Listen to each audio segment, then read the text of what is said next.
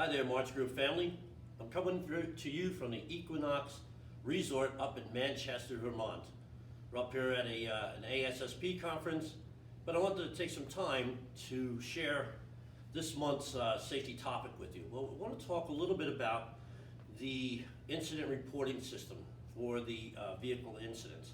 So we've changed the form a little bit, so I want to just kind of go over that. The first thing I want to point out is that when we have an incident, especially with a bus, the biggest thing that to me is your safety and the safety of the customers, the people on the bus. Want to make sure that they are and you are protected at all times. So that's really most important to me. Everything else is secondary. Keep in mind, at the scene of an incident, you are our eyes and ears when it comes to doing the investigation. So gathering all the information that you could gather, if you're making sure that you're doing it in a safe manner, is really, really important. Taking pictures of the license, taking pictures of their insurance cards, whatever you can with regards to taking pictures in a safe manner, please do so. And then, if there's somebody injured on the bus, and we'll talk about that here in a second, please make sure that you address that. Now, please, for your own safety, please be careful when you address somebody that may have been injured. They might be in shock, they may be angry, they may be belligerent. So make sure that you safeguard yourself before you reach out to somebody from that standpoint. When we do an investigation or we take a look at an incident, we just want the facts. That's all we're asking for you to take a look at, just the facts of what happened, not opinions. So when you write out your driver's statements, please make sure that you just put the facts as you had seen them or you had, obviously, partaked in. So, with that in mind, let me show you here. Now I know it's not up close, and I know you guys have seen some of these already, but we've changed the incident reporting form, trying to make it as easy as possible for you. So there's a lot more just check the boxes rather than scripting everything out. So it kind of gives you a play-by-play, weather conditions, road conditions, all the facts that you kind of go through. Once again, here's where all the information is for the other vehicle or vehicles. And like I said, it's easy as just taking a picture of their license and their registration and their insurance card, as much as to kind of safeguard that. The back end, we've kind of combined it.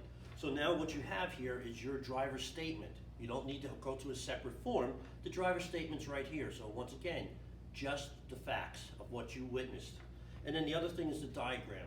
Hey, you don't have to be Picasso, but you just need to draw a simple diagram as best as you can, pointing north if you can obviously gauge that. So the Martz vehicle is vehicle number 1. So that's what you need to write on with regards to here. The other piece of this, so this is a 2-part, okay? So the third page of this is the procedure on who to call in case your dispatcher is not available or your driver supervisor.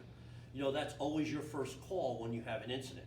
But if that person's not available, it's off hours, then what you're going to do is you're going to call basically your general manager, contact he or she, and then you kind of follow the procedure as such. The back end of this page is the passenger seating chart. Okay, we cleaned it up a little bit just to make sure that you have the availability to put in however many passengers are necessary with regards to for the bus itself. All right. Let me just make sure I'm capturing everything. Okay. The other form that we cleaned up is the passenger incident injury report. So if something happens to somebody on the bus, you have to complete the passenger injury report.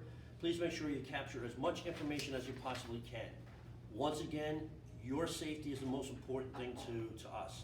I want to make sure that you're not putting yourself in any perilous situations with regards to that. So when you do get back to the terminal, with this form, with the incident reporting form, you're supposed to sit down with the driver supervisor. It may not be the driver supervisor that dispatch you, but whatever driver supervisor is on shift.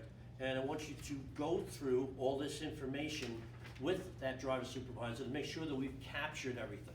And then there's a sign-off spot on the bottom here for you and the driver supervisor. to make sure before we go through the investigation that we've captured all the facts. Okay, so that's the procedure from that standpoint. So, with regards to that, we're coming up, and I won't be able to see everybody because we're all spread out. But we're coming up to the Thanksgiving holiday, and just to make sure that we're all thankful for something. And I'm thankful for being part of the Martz group, and thankful for all the hard work and the safe work that you all do for us as an organization. We're a family, and it's important that we share that with each other. To watch out for each other, and that's really important as part of a good safety culture. So with that, please have a safe and joyous Thanksgiving holiday, and enjoy it. Family, friends, football, plenty of food to eat, but have a great time. Take care.